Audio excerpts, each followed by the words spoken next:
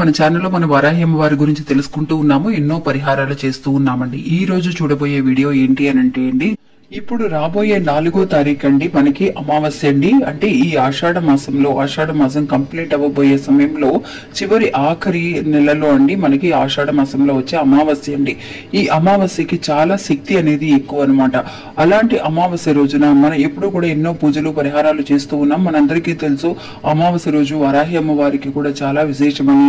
అమావాస్య, పౌర్ణమి, అష్టమి, పంచమి తిథులలో అమ్మవారికి ఎన్నో రకాలుగా పూజలు చేస్తూ ఉంటాం. ఇంకా అండి మనందరము కూడా ఈ అమావాస్య రోజున పూజలు పరిహారాలతో పాటు ఇంకొక విషయం కూడా మనం చేయవలసిన ఒక విషయం ఉందండి. ఆ విషయం ఏంటి అనేది ఈ రోజు వీడియోలో పూర్తిగా తెలుసుకోబోతున్నాం. ఇంకా వీడియోలోకి వెళ్ళడానికి ముందుగా మన ఛానల్ ఎవరైతే కనుక కొత్తగా చూస్తున్నారో వాళ్ళు ప్లీజ్ సబ్స్క్రైబ్ చేసుకోండి ఫ్రెండ్స్. మీకు వీడియో నచ్చితే కనుక ఒక చిన్న లైక్ చేసి సపోర్ట్ చేయండి. మీ ఫ్రెండ్స్ అందరికీ కూడా షేర్ చేయండి.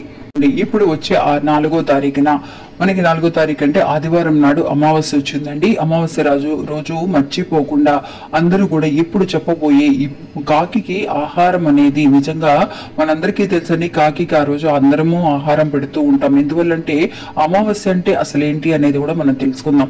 అమావాస్య అంటే మన చనిపోయిన వాళ్ళండి, మన పెద్దవాళ్ళు ఎవరైతే ఉన్నారో, మన బంధువులు, తాతలు, మా అమ్మలు, ముత్తాతలు ఎవరైతే ఉన్నారో పెద్దవాళ్ళు, వాళ్ళందరూ కూడా అండి ఆ అమావాస్య రోజున కిందకి భూలోకానికి వస్తారు అనేది ఒక ఆనవాయితీగా చెప్పబడుతుంది. ఎప్పుడైతే ఇలాగా భూలోకానికి వచ్చినప్పుడు మనం వాళ్ళని తలచుకొని వాళ్ళకి తిథులు కానీ తర్పణాలు కానీ ఇస్తూ ఉంటామో, వాళ్ళు కూడా ఎప్పుడైతే మనస్ఫూర్తిగా మళ్ళీ స్వర్గానికి మళ్ళీ పైలోకానికి వెళ్ళి మన గురించి దేవుడితో పోరాటం చేస్తారండి. అంటే వాళ్ళకి మంచి చేయాలని, మంచి జరగాలని, వాళ్ళ మనసు అనేది చాలా మంచిది అని భగవంతుడికి చెప్పడానికి ప్రయత్నిస్తారంటండి మన పెద్దవాళ్ళు.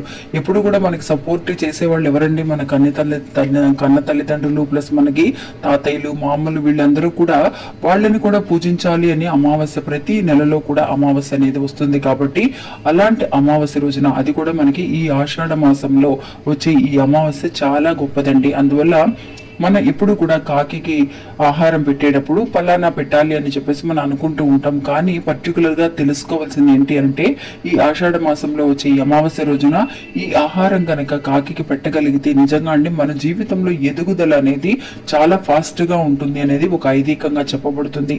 ఇంకా మనకి ఆ రోజు అమావాస్య రోజున చేయకూడని ఒక 2-3 పనులు, ముఖ్యమైన పనులు తెలుసుకుందామండి. ఏంటి అని అంటే మన గుమ్మం ముందు ఎప్పుడు కూడా ఊడ్చి ముగ్గేసుకుంటూ ఉంటాం. అలా ముగ్గులు అనేవి అమావాస్య రోజున వేయకూడదు.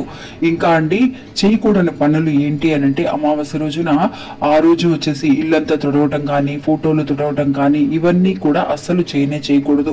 తల స్నానం అనేది ఆ రోజు అమావాస్య రోజున చేయకూడదండి. ఇంకా ఇలాగ ముఖ్యమైన కొన్ని విషయాలు మటుకు మనం గుర్తుంచుకుంటే చాలు. తిథులు దర్పణలు ఇచ్చేవాళ్ళు మనకి ఆ నదీ తీరానికి వెళ్ళి ఇస్తూ ఉంటారు. అలా కుదరని వాళ్ళు ఆత్మలు అనేవి మన ఇంటి చుట్టూ తిరుగుతూ ఉంటాయి. కాబట్టి నిజంగా ఆ తర్వాత మనం భోజనం వండి పెట్టడానికి టైం పడుతుంది. కాబట్టి మన గుమ్మం ముందున 2 పక్కలా కూడా అంటే సింహద్వారం ఉంటుంది కదా మన గుమ్మంలో, ఆ 2 ద్వారాల్లో కూడా 2 గ్లాసుల వాటర్ ని ఖచ్చితంగా పెట్టాలండి. అంతేకాకుండా నిజంగా కాకి ఆహారం అంటే ఏంటి అని అంటే, కాకి అంటే ఎవరండి? నిజంగా ఆ శని భగవానుడికి, శనీశ్వరునికి వాహనం అండి కాకి. అందువల్ల ఆ కాకి మనం ఎప్పుడు కూడా శనివారం నాడు నువ్వులతో మన దీపారాధన వెలిగిస్తే గనక మనకి ఎలాంటి ఒక శని దోషం అనేది ఉన్నా కూడా పోతుంది అని చెప్పేసి మనకు ఒక ఐదీకంగా చెప్పబడుతుంది. అందువల్ల ఆ రోజు మన కాకి పెట్టవలసిన ఆహారం ఏంటి అని అంటే కొంచెం పెరుగన్నం తీసుకోండి ఫ్రెండ్స్. పెరుగన్నం తీసుకొని అందులో నల్ల నువ్వులు వాడాలండి. తెల్ల నువ్వులు వాడకూడదు, నల్ల నువ్వులు మట్టుకే వాడాలి. ఆ నల్ల నువ్వులని ఆ పెరుగన్నంలో కొంచెం పైన చల్లినా కూడా పర్వాలేదనమాట. చల్లి ఆ తర్వాత ఆ పెరుగన్నాన్ని మీరు కాకి ఆహారంగా పెట్టగలిగితే నిజంగా ఉన్న దోషాలన్నీ కూడా పోయి, శని దోషం కానీ, ఎలాంటి నరదిష్టి కానీ, ఎలాంటి దోషాలు ఉన్నా కూడా ఈ అమావాస్య రోజున ఖచ్చితంగా, మిగతా రోజులలో మీరు పెట్టకపోయినా కాకి ఆహారం అనేది ఆ రోజు మటుకు ఖచ్చితంగా మధ్యాహ్నం లోపు మీరు భోజనం చేయటానికి ముందుగానే ఇలాగా ఫస్ట్ కాకి ఆహారం పెట్టేసిన తర్వాత చాలా మంది పెద్దవాళ్ళకి విస్తర్లు వేసి భోజనాలు పెడుతూ ఉంటారంటే మన ఫోటో రెడీ చేసుకొని పెద్దవాళ్ళ ఫోటోకు ముందున మన అరిటాకులు వేసి భోజనాలు పెడుతూ ఉంటాం.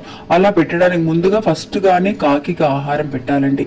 ఒకవేళ ఇంకా కూడా అండి ఇలా పెరుగన్నం వేసి నల్ల నువ్వులు వేసి పెట్టడం మటుకి కాకుండా ఇలా నల్ల నువ్వులతో కొంచెం బెల్లం ముక్కను వేసి దంచి ఒక 2-3 ఉండలుగా చేసి ఆ కాకి ఆహారంగా పెట్టి చూడండి ఫ్రెండ్స్. నిజంగా మన జీవితంలో ఒక తీపితో కలిపి ఈ దోషం అనేది కూడా తొలగిపోయి చక్కగా ఆ కాకి బెల్లం అంటే మామూలుగా ఇది ఉంటుంది కదా, బ్రౌన్ షుగర్ కానీ బెల్లంలోనే నల్ల బెల్లం అనేది కూడా ఉంటుందండి. నల్లటి బెల్లం కూడా ఉంటుంది, మీరు షాపుల్లో చూస్తే తెలుస్తుంది.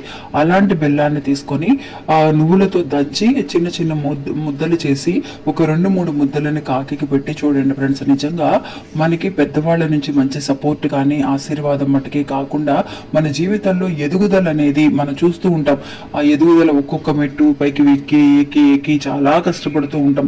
పైకి ఒక మెట్టు ఎక్కితే 4 మెట్లు కిందకు దిగిపోతున్నాం అక్క, మా జీవితంలో ఎదుగుదల చాలా కష్టంగా ఉందని అనుకునే వాళ్ళకి ఎలాంటి దోషాలన్నీ కూడా లేకుండా చక్కగా ఫాస్ట్ గా గబగబా మనం ముందుకు వెళ్ళాలి, మన హార్డ్ వర్క్ తగినట్టుగా మనకి రిజల్ట్ దొరకాలి అని అంటే కనుక మనం ఖచ్చితంగా మనకి హార్డ్ వర్క్ తో పాటు ఇలాంటి చిన్న చిన్న పరిహారాలు కూడా మర్చిపోకుండా చేయడం అనేది ఒక ఆనవాయితీగా పెట్టుకోండి ఫ్రెండ్స్. మీరు ఒకసారి ఇలా చేసి చూడండి, మీకే తెలుస్తుంది మీ ఎదుగుదల ఎంత ఫాస్ట్ గా ఉంది అనేది. ఇంకా ఇది అండి ఈరోజు మన వీడియో. ఈ వీడియో కూడా మీ అందరికీ ఎంతో ఉపయోగపడుతుందని అనుకుంటున్నాను.